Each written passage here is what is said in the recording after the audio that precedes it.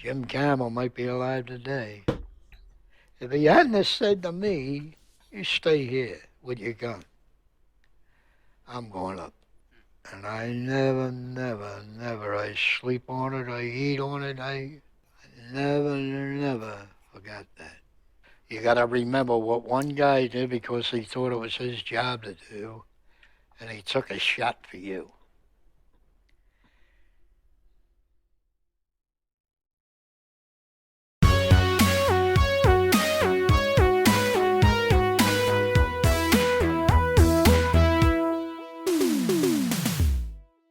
All right, everybody, welcome back. We're First City Views. I'm Tracy. I'm Kelly. And to start off with, let me just say we are huge fans of Band of Brothers. And I know a lot of people have requested that we watch it. Unfortunately, it's just not in the cards. We have seen it probably a dozen times. I bet you if you put a gun to my head, I could quote the entire thing. So we will not be watching the series. However, I recently found out Kelly has not seen the accompanying documentary We Stand Alone Together, which is an excellent documentary.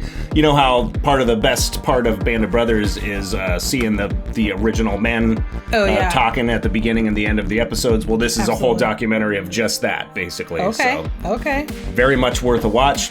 So this is our way to pacify the Band of Brothers fans who are not going to get us watching the show, although we may still watch the Pacific, so that's definitely still in the cards. Okay. Thanks to all you people who have recently subscribed. It's been awesome to see this big boom in attention on our channel, and we really appreciate every single person who's subbed after Hacksaw Ridge and Big Lebowski. Those have been our two big ones so far, so good movies. Really appreciate everybody's support. So without further ado, here is We Stand Alone Together. Thanks. Okay. Welcome. Hi. Thanks for sitting down with us again. We appreciate it. I was standing on the top of this hill at the aid station, and a random shell came in. All I remember is a tremendous blast. And when I tried to get up, only thing I could see were the broken ends of my legs. And I thought, I'm dead.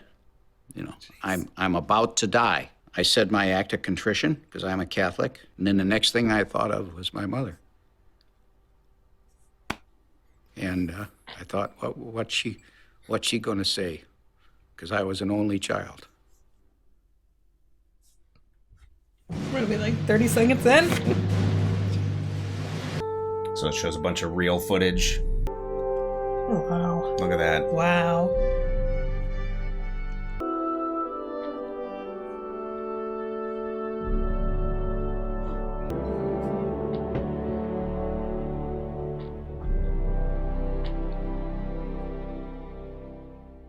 I was born in Huntington, West Virginia.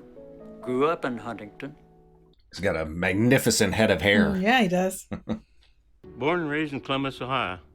My father was worked for this railroad. No one ever mentions the guy who plays Martin in the show looks just like him. Like, so you had to work to survive. Garnier too. Like that dude looks the guy they that's Garnier. Yeah, the guy they cast to be Garnier looks just like him. It's crazy. I saw people that really Tipper. were hungry and had hard times. And my father was able to find some kind of employment. He has a glass eye. You'd never know it though. Yeah. He's there's a scene where he gets hit by a artillery shell. And that's when he loses his eye? Gets really messed up, yeah. We were in a store and a guy, he says, the USA is in a war with Japan. I said, let's go in the Army. He said, hell, I don't want to go in no Army. I said, well, you're going to have to go sooner or later. I wasn't going to be in the infantry, I knew that. Malarkey. I was going to be in some top kind of a unit, or I wasn't going to be in the Army. And seeing if I couldn't become a paratrooper. Nobody forced you to do this. You volunteered. Imagine that, like wanting to jump out of a plane before anybody had really ever done anything like that. Yeah. You know these people that you're in service with. You know those people better than you will ever know anybody in your life. I mean, you know them right down to the final thing, you know. The guy who played Shifty also nailed it. Seems just like him. There wasn't no holding back. You had to hang in there. You had to be tough. Look at that. Wow. Doesn't that look super sketchy? Yes. Like that's how they That'd be so prepared. scary. Oh my goodness. That's the thing, is like they seemed so battle hardened by the time they actually got into the war. Like they were just straight into it. I think it's just because they trained so hard. If I'd have lost 40 pounds, I wouldn't have been big enough to stay. You know, they weeded out so many. But they couldn't take that hard training. Look at that. It's so scary. He had the cream of the cream. It became a symbol of the camp because it was really rough and tough going up and down. You'd see them laying beside the road, you know, going up and coming back, you know, where they're sick. Imagine doing it hungover. Can imagine any day. We learned how to be soldiers at Toccoa as a group, coming in directly from civilian life. That's I'm going to say, yeah. I thought they were like special army. When I first saw this, I thought that like they were already in the army and they decided to go into this specialty. I mean, that seems like that's how it would be, but There was a bunch of guys out there that already made their jump, and they was all hollering, "You're going to be sorry," you know. My first flight up, I jumped. I was years before I ever landed in an aircraft. Imagine that. You've never even flown in an aircraft yet, and you jump out of one your first time. As I went out the door, I was blank. I cannot remember leaving the plane until after the chute opened up. Once I got out and the chute opened, I was happy to Lord. You know, coming down is great. Some of the big ones hit the ground like a ton of, what's his name? The thing you're worried about most was your chute. Did you pack it right? You had all night to think about it. yeah. You know. God, imagine doing that. No. I have no desire to jump out of an airplane no matter what, so. The men were trained, hardened, physically and mentally, and they were ready to jump. Will I ever be coming back? I don't know. Look how packed it is. Yeah, old days. We were stationed in England for about a year before D-Day. We did not know where we were going to jump until we were locked in. They put in all the little buildings, all the bridges, all the little knolls, all the sand dunes. Everything was in on that layout. We knew it by heart. Got the orders to get on the planes. This is it. It's crazy they have actual footage. I mean, I'm assuming this is actually Easy Company. Oh, yeah, that'd be interesting. We were confident and calm. Yeah. How could you be? Yeah. That's confident and calm. I'd be bleeping my pants. Yeah. Does seem like they were just so ready to go by the time they actually got into combat. Like, well, they said that they trained for 15 months before they went to Europe, and then they were in Europe another year right before D-Day. I believe so, yeah. So as long as I was in that plane and they were going to get me there safely out of that plane, that's all that I worried about. At the time, I had no feelings whatsoever. Like I said, my feelings was for my brother who was killed. And that's why I think they nicknamed me Wild Bill, because I did a lot of killing D-Day. Yeah. Jeez. And that's when the fireworks started. Black was terrible. Body, and you could hear it going brrr, like gravel hitting on the fender of a car. Whether it was high, low. Those rockets. Ugh. Out of the plane, they were getting shot up. There was a certain relief, I think, when the green light came. There's 3 different bucks. Because that's Buck Copton, yeah. Hit the static line with the hook and out the door, you know. It broke this chin strap that we had on this helmet liner. And that's when I lost this famous leg bag that everybody talks about just from the shock of the opening. It's supposed to weigh 10, 15 pounds. By the time you get done, it's 40 or 50 or 60 pounds. Oh, my goodness. Everyone that jumped with a leg bag or supplies, they lost it. Yeah. Most of the paratroopers that landed didn't have nothing. I looked to see if my parachute was open. You could see tracer bullets burning holes through the parachute. And I was hanging upside down, looking at everything down with my leg in the plane, and Paul rolled me out. I just helped him out. We just wanted to get out so bad. And I come down. And I could see the tracers, and they were kind of spraying around in the air. Whoever the machine gunner was down there that was concentrating on me apparently was not a very good shot. Imagine talking about that with a smile on your face. Like, And that fence had, I'll never will forget it, it had glass on the top of it and cut me up and everything, but that didn't bother me. We was plumb off our maps that they'd give us. So we had to make our way back.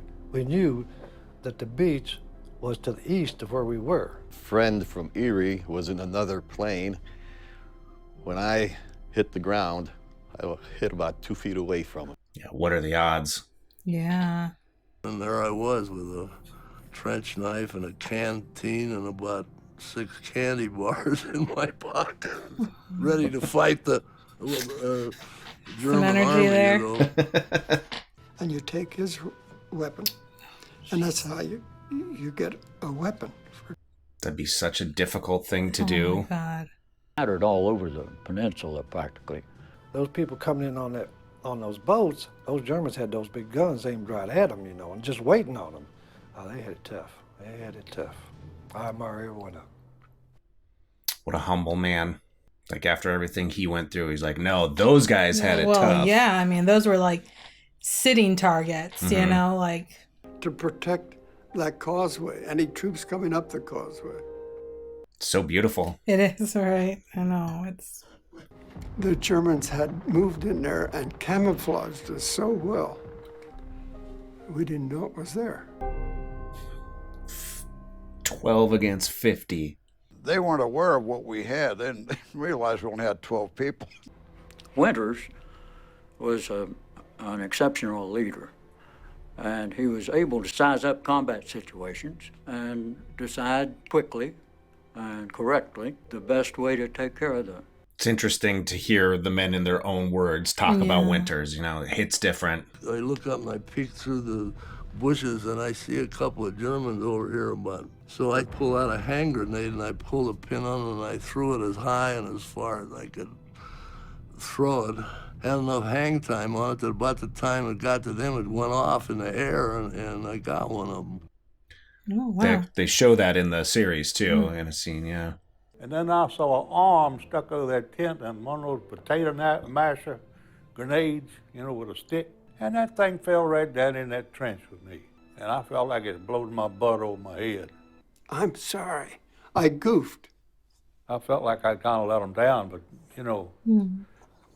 It's beautiful when you think of a guy that he apologizes for getting hit. But that's the kind of guy he was. And that's the kind each one of them was. I look upon them, each man, with great respect. Each one of them proved himself. I love that man. Something about Winters. If I'd done a little bit better job, there would have been a couple more men going home. Well, can't think that way. That's got to be so tough to deal Weighs with. on you your whole life, right? Yeah. I thought I was going to get killed instantly. Jeez, can you imagine going into any situation? Just, I'm going to die, but I'm going. I got that done in Edinburgh, Scotland, 1944. Me and Johnny Martin, drunk as a skunk. We didn't figure we had a chance to come home. Oh. Christ, we're 50% gone now, so it's a long haul. And for some reason, I don't know why, they were the first ones killed. And I think maybe they were trying to impress the older guys, maybe people like me or Shifty. I don't know why, but I got right there to where I didn't want to be friendly. God, I didn't like seeing them get killed. It just tore me up. There was a mass drop. Everybody was dropping on the same field. Daytime drop's a lot easier. You can see where you're going. You can sort of prepare for the landing. Look at that. And all this equipment's raining down. And if you got hit with this, you're going to be killed or... Yeah, how dangerous that could be. Or running into people or getting... Tangled up or something, yeah. To set their charges to blow the thing up. Just as we got to it, I was maybe 150 yards away, that it blew up in our faces. What a way to die in combat, to be killed with a flying timber. Yeah, piece of wood kills you. Yeah, 4 years being occupied. When you see paratroopers come out of the sky on Sunday morning, who are they? They're the angels. And they hugged you and kissed you, and we didn't mind. You know, naturally, we was young. We didn't mind at all. Love that. I heard something coming down. I knew what it was, a mortar shell, and I threw my arm up like that, and it went through my arm and hit me in the head, and I was bleeding pretty good. Well, I was picked to go up on a dike, and he threw it at me. I ducked down, it hit my helmet. I hollered out to the guys below, live grenade. If Lesniewski hadn't hollered live grenade, I know I'd either had my head blown off or I would have definitely been blind. It caught me in the face, neck, left arm, under the arm, in the shoulder blade. I think I threw the 8 grenades in about 4 seconds. So the doctor that counted the holes in me down at Nijmegen said there was 32. That scene's in the show, too. It's a real quick scene where they bring in Ali when he's injured. It's right before they attack the German machine gun position. I saw a huge mushroom cloud, and Joe Toy stepped out of it. I said, Joe, what's the matter? He said, I'm hit all over. He said, I'm bad. As bad as he was hurting, Joe Toy, he said, Heffron, I already checked him. He's gone. Jim Campbell might be alive today. If he hadn't have said to me, you stay here with your gun, I'm going up. And I never, I sleep on it, I eat on it, I never forgot that. You gotta remember what one guy did because he thought it was his job to do, and he took a shot for you.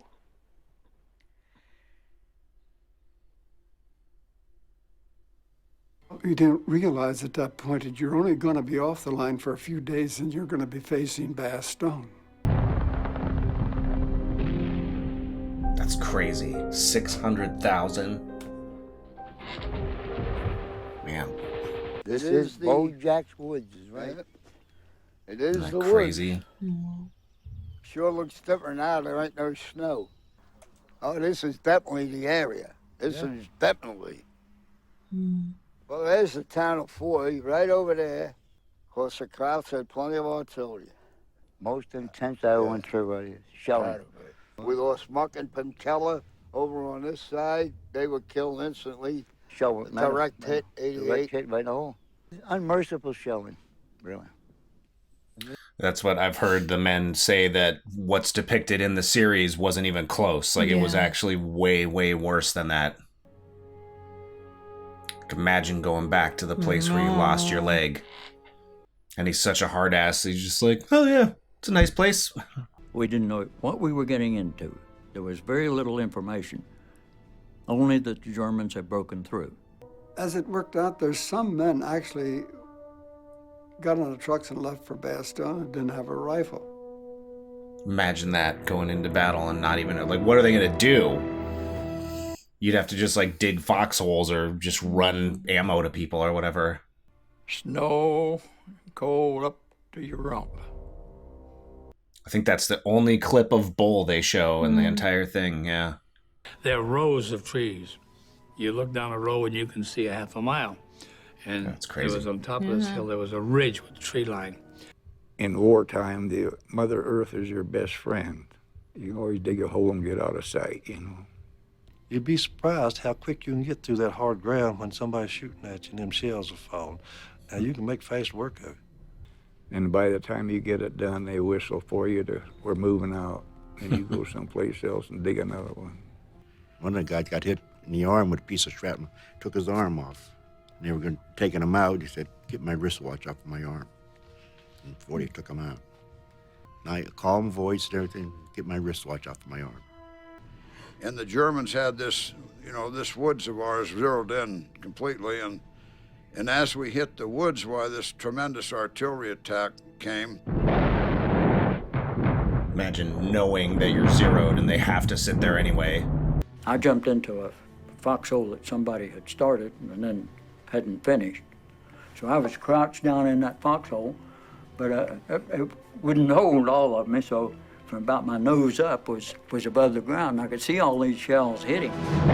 It's in the series, yeah. Joe got caught not near his hole, and Bill and I were ahead of him, and Jesus Christ, what do I have to do to die? I went out to see what I could do for him. Bongo, I got it too. He said, Lip, they got old Garner this time. And we put him on stretchers, and I better not talk about it. Better not talk about it. They're terrible. When a man was wounded, we felt glad for them. We felt happy for them. He had a ticket to get out of there. And when we had a man who was killed, we found that he was at peace. And he looked so peaceful. We had this assistant squad leader named Mallet. He says, I've been through Normandy and went through Holland. To this day, he says, I haven't got one scratch. He says, I'm afraid when I do get it, I'm really going to get it. And he was right. In this little town of Foy, he got killed. You just live from day to day. Keep your fingers crossed, and that was it. Never before has a full division been cited by the War Department in the name of the President for gallantry in action. With that tradition, therefore, will always be associated the names of the 101st Airborne Division and of Bastogne. Butcher's Garden, that's the end of the line. It's the retreat that Hitler had for himself. And he built his eagle's nest. And of course, this is where they had their loot as well. We took Butcher's Garden May the 5th. We took over his house and liberated it, you might say. Come find out, that place was full of this big art, you know, Rembrandt and all those people, you know, and hanging on the wall, you know. Of course, the old soldiers like us, we don't recognize a painting when we see it. 1,200 artworks worth untold millions are included. We found a warehouse full of gin and vodka and stuff like that. It wasn't much whiskey. Those people don't like whiskey. And we took it all and set up a bar. So we stayed pretty well oiled for a while. Oh, that champagne was good. I think that's Nixon. Oh, yeah. I started drinking. I didn't wake up the next day. I made a 2-day thing out of it. Oh, and man. It didn't taste like it would hurt you. The whole company fell out in their underwear. We didn't even have to dress, you know. So everybody was pretty well loot. I had no problem with looting because of the fact that I had come down through Germany and I had seen the Holocaust. And if they picked up a few trinkets, I had no problem. They came down as defeated soldiers. I think we thought that the Germans were probably the evilest people in the world. The regular German soldier was not that way.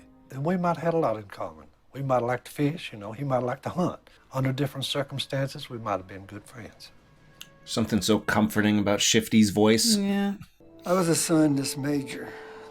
He presented me this pistol, but it wasn't until later when he had given me this pistol and I had a chance to look at it carefully that I realized this pistol had never been fired. There was no blood on it. That's the way all wars should end, with an agreement with no blood on it. And I assure you, this pistol has never been fired since I've had it, and it will not be fired. We didn't come home and flout ourselves. I didn't come home and, you know, that I was a war hero or anything. I just come home and went back to like we did before we went. Yeah. How could you do that? Yeah. Went to work for a coal company. Did some bartending and ran a pool hall. Took up a course in ornamental horticulture. It didn't pay very much, but there were a lot of nice people. Spring of '46, I took a boat to Ketchikan, Alaska. Oh. That's where we live. We'll talk later. Oh. We'll talk about that at the end. Got my degree in 1948. Lipton was a good-looking dude. They're all pretty handsome. Yeah. Yeah, that's Winters. Oh, yeah, he was handsome. Yeah. We have a lot of other wealth that means more than that, really. Everyone done well. I done well too. Thank God. And I want to extend the best Love wishes his to all coat. men from Yeah, that's Company awesome. E506. I love you. God bless you all. Thank you. We relive some of the Army experiences, but we have great respect and you might say affection for each other. We're a strange bunch of dudes, as far as I'm concerned, to be this close after all these years. That's the thing that gets me. We didn't know Shifty the way the men know Shifty. You know? So, but he started talking about it just in the last 5 or 6 years. Last 5, I'd say. It didn't even dawn on me that he'd killed people. I really admire my daddy. He's a good guy. He's a real strong guy. These weren't just anonymous statistics. These were people that I knew, and I told my daughter, I said, this guy here died at age 19 or 20. A whole life, never lived. No family, nothing. No children, no opportunity to have some satisfaction of building a life, nothing. These guys have been with each other in the absolute base experiences of human existence. They were there with each other, knowing you're going to die, or thinking you're going to die, or seeing people dying all around you. And there they went, day after day, and it held my father even on his tombstone as Sergeant Joe Toy. 506 PIR, 101st Airborne Division. That's what he wanted on his tombstone. It meant that much to him. But as you know, every Army unit thinks it's the best. But we knew we were the best. I love that. Am I a little proud of having once served in that outfit? You bet your life. I wore that eagle on my right shoulder for 18 years. Probably the proudest thing in my whole life, having been in Easy Company 506. The heroes have crosses over their heads, the ones that are buried in the cemeteries.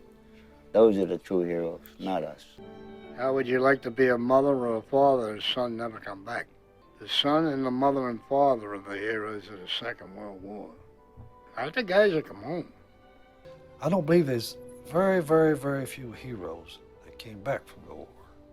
They're still over there.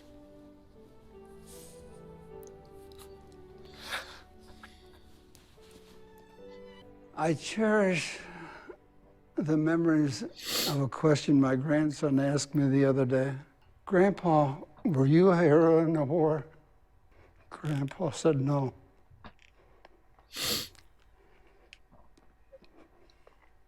But I served in a company of heroes.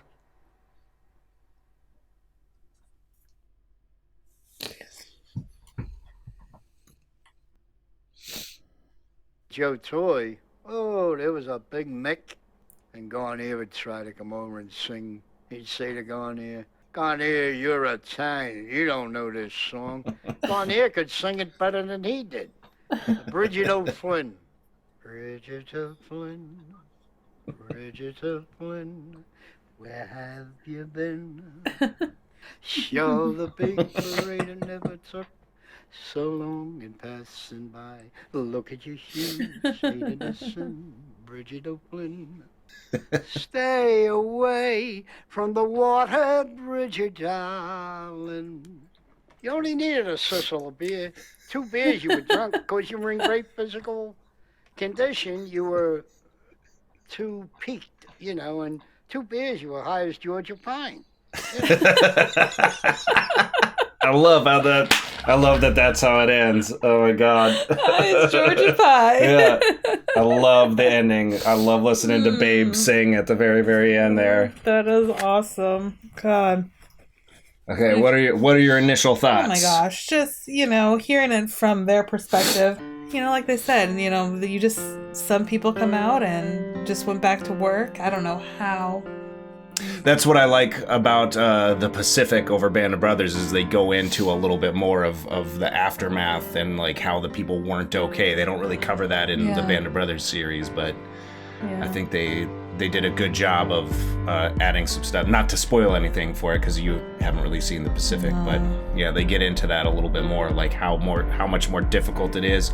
I've seen some excellent Richard Winters interviews that are out there where he talks about some of the PTSD that he dealt with, like moments where I kind of want to watch it on the channel, but yeah, he tells a story about how he's walking down the street and a kid ran a stick across a fence and it went like that, and he's like, I woke up in the ditch, like I thought it was a machine gun, and I just like he just jumped. Yeah, and he's like he didn't even think about it. He just like woke up and he Jeez. was laying in the water in the ditch, like completely muddy. That's wild to have That is. like that kind of a reaction still.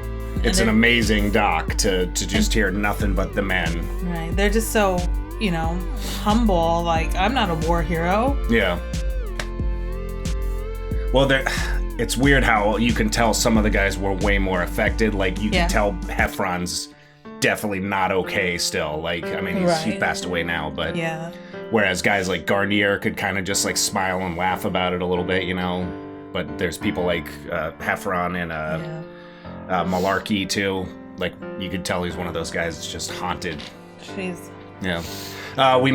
You hear a guy mention that, I hopped a ship to Ketchikan, Alaska. Yeah. That's where we live. That's our hometown. So there's a funny story. There's a channel which I highly recommend you look up called Real History. And they did a 1,000 subscriber Q&A episode, and they answered my question. I asked them about the soldier that ended up living in Ketchikan, and they do a little in-depth thing. So it's about the 5-minute mark of their 1,000 subscriber Q&A episode. If you go look that up, you'll see him replying. No, he fished in Ketchikan. Oh, okay. I think he ended up living in Anchorage though. Oh, I can't remember what the guy's name was. It wasn't one of the guys in the documentary, but or in the but it's totally random. yeah, Hopped but a yeah, boat that's to where we live, Ketchikan, Alaska. So that's one of those things I noticed the first, obviously you hear your hometown being mentioned in something like this. You're like, whoa, hold on a second. Very interesting. Another thing I wanted to mention, let me make sure I get the name right real quick. The actor who played Buck Compton in the series actually has a whole bunch of parallels in his life with the real Buck Compton as well. They both played collegiate baseball. They were both catchers. Neil McDonough grew up with a dad who was in the military, so he was naturally like inclined to play a military person. But they have there's a great interview with Neil McDonough where he talks about meeting Buck Compton and having all sorts of crazy coincidences where their lives like matched up. So I highly recommend checking that out as well. Very interesting.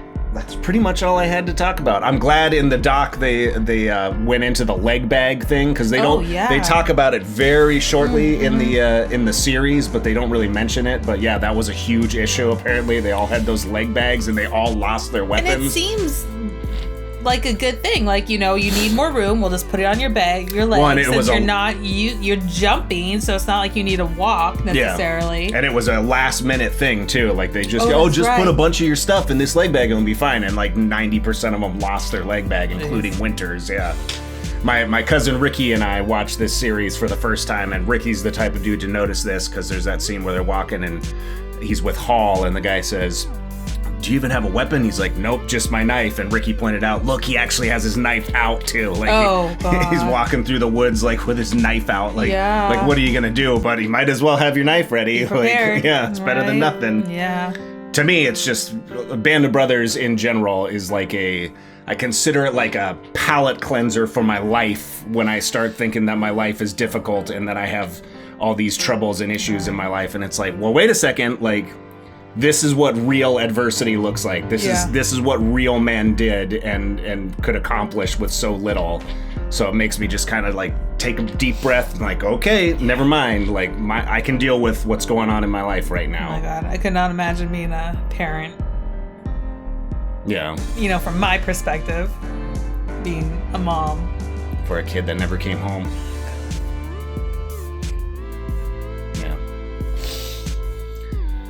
Well, I told you it would be good. Yes. Sorry we can't watch Band of Brothers. I wish I could delete Band of Brothers from my memory and go back and watch it over again for you guys, but we can't do that.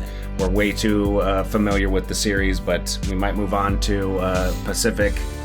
And then I think there's a new one coming out sooner or later too. That's all about pilots. It's about the Air Force, or it might be about the Navy actually, because I think it's about the Pacific. Interesting. Battles going on. So yeah, we'll definitely check that one out when it comes out for sure. So yeah. So to all you Band of Brothers fans, thanks for suggesting that we watch Band of Brothers. We can't do that, but hopefully this helps with your Band of Brothers cravings, because I love watching Band of Brothers reactions as well. So I definitely get it. Well, we're First City Views. I'm Tracy. I'm Kelly. Make sure you guys like and subscribe, and send us some comments. Let us know any behind the scenes stuff you know about Band of Brothers or about the real men, because that's always my favorite thing. I love hearing your guys' comments, especially when it's a historical thing. I love the Hacksaw Ridge comments. You guys told me all sorts of stuff I didn't know. So you guys have a great rest of your day, and we'll see you in the next video.